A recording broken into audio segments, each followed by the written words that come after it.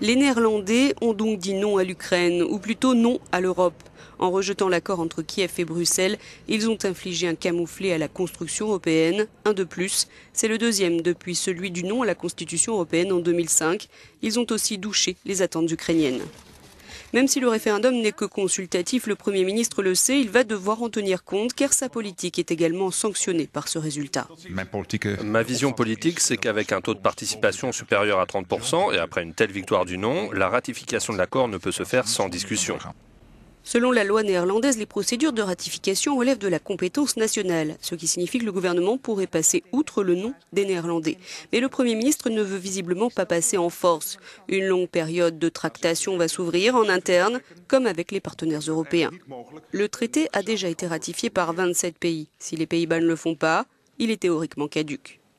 Cet accord portant notamment sur les échanges économiques et commerciaux entre Kiev et Bruxelles, signé en mars 2014, a pourtant déjà reçu le feu vert du Parlement européen. Ce dernier n'a en effet pas attendu la totalité des ratifications pour le faire entrer en vigueur de manière temporaire. L'accord devrait donc probablement continuer à s'appliquer tant que les discussions se poursuivront. Dans l'immédiat, l'Ukraine n'a par conséquent rien à craindre. Mais cet accord, dont la non-signature par l'ex-président avait provoqué une révolution, est primordial pour l'Ukraine et ses espoirs de rapprochement avec l'Union européenne. Et le vote néerlandais complique les choses. Les Pays-Bas pourraient par exemple négocier un désengagement sur certaines parties du traité. Quant à la vraie victoire, elle est une fois encore entre les mains des eurosceptiques. Le chef du parti d'extrême droite, le PVV, Geert Wilders, pavoise. Lui et ses alliés dans ce référendum, de leur aveu même, ne visaient pas l'Ukraine, mais bien l'Europe. Et il est clair qu'il marque un point.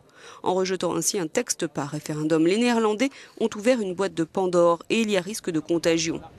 Avec la montée en puissance des eurosceptiques et europhobes en Europe, d'autres peuples pourraient demander la possibilité de s'exprimer ainsi sur les futurs traités.